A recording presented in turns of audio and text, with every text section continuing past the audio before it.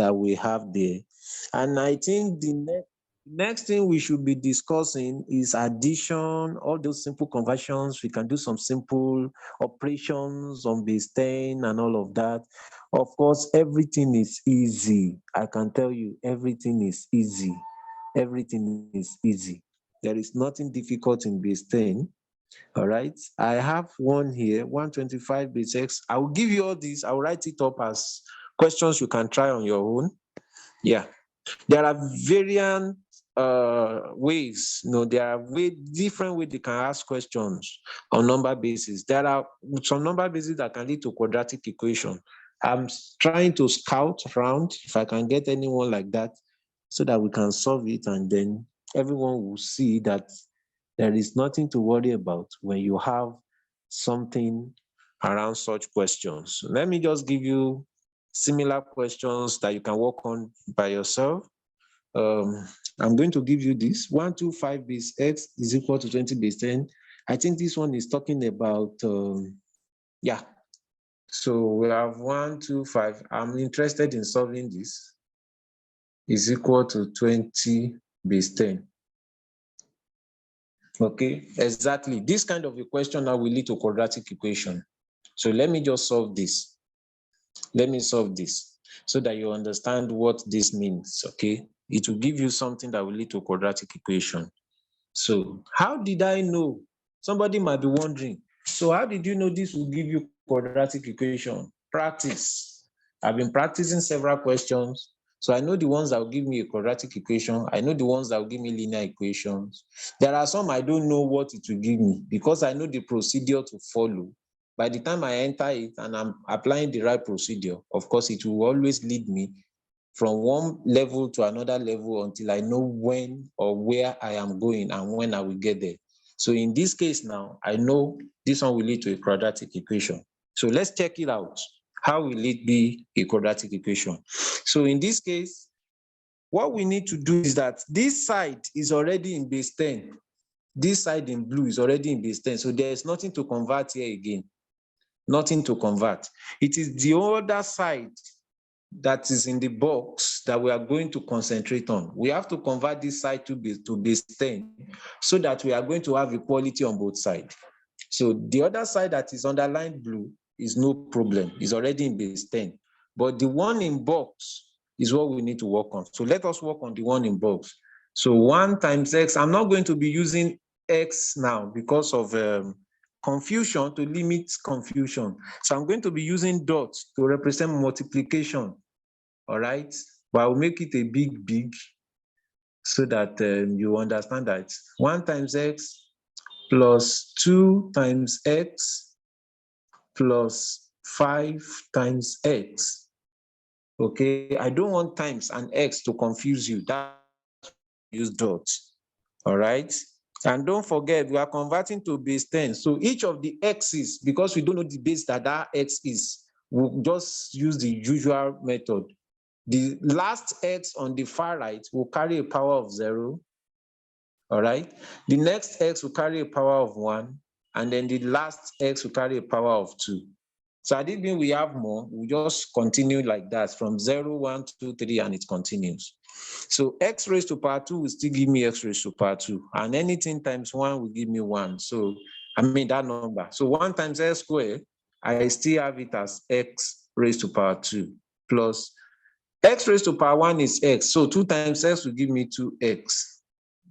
And then plus anything raised to power 0 is 1. So 1 times 5 gives me 5 like that. So we can now say is equal to 20. So you can see that the two sides are now equal because they are both in base 10.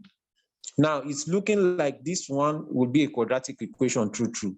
But we have a number to the other side. So all we need to do is bring it in and equate it to 0. What I meant by that is that this 20 we have to come to this side. And when this 20 is coming to this side, there will be a change of sign. So it will become a negative number. So I will have x squared plus 2x, all right, plus 5 minus 20 is equal to 0. all right, is equal to 0.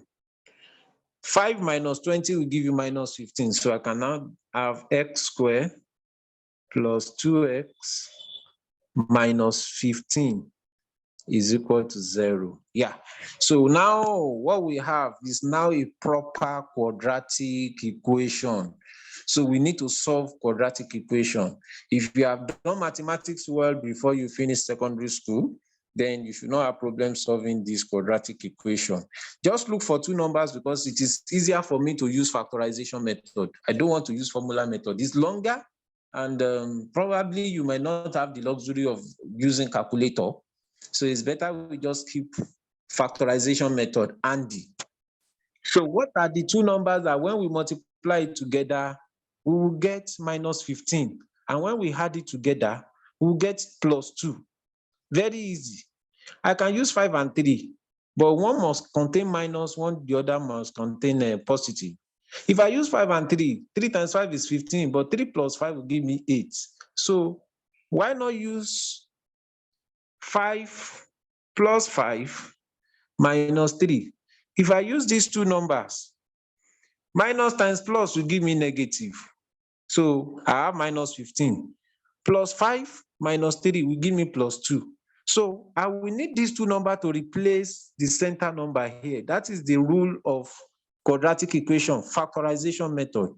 So I'm going to rewrite this whole equation to become x squared, right, plus 5x, anyhow I want it done. It doesn't matter, the way you place the two numbers doesn't matter. Minus 3x, then minus 15 is equal to 0.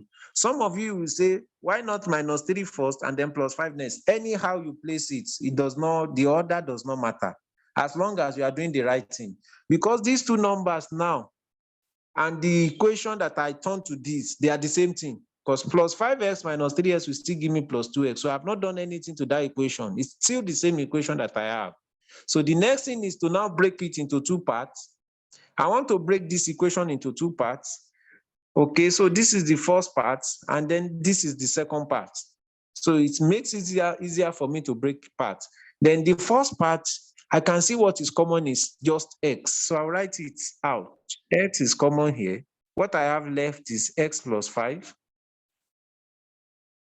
X plus 5. All right. Then in the second one, what is common is minus 3. Minus 3 is common, so I'll take it out. Then what will I have left? X plus 5 is what I'll have left. X plus 5. Now, if you want to test whether what you have done is correct, the two brackets must contain the same term. It is very important. And by the time you expand the bracket, you must go back to the original equation where you're coming from. So it's easy. I'll just group that x minus 3, x plus 5 is equal to 0. All right, x minus 3, x plus 5 is equal to 0. And then you are now going to equate each of these in turn to 0. That's what you do. That's the rule of quadratic equation. X minus 3 is 0, x plus 5 is 0. So let's move on.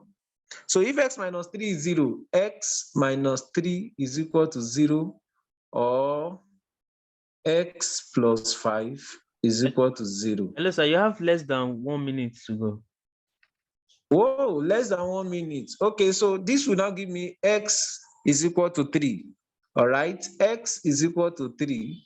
The other one, if I say x plus 5 is equal to 0, I will have x is equal to minus 5. Now, there is no base that will be in negative value, so this one will not work. So a base 3 is going to be our answer. So x is equal to 3. So we just go for x is equal to 3. I think I should stop here. So our answer is x equal to 3. Let me quickly bring it back from what we have done because of time. We started from 125 base x, 125 base x is equal to 20 base 10. And then we got x is equal to 3. All right.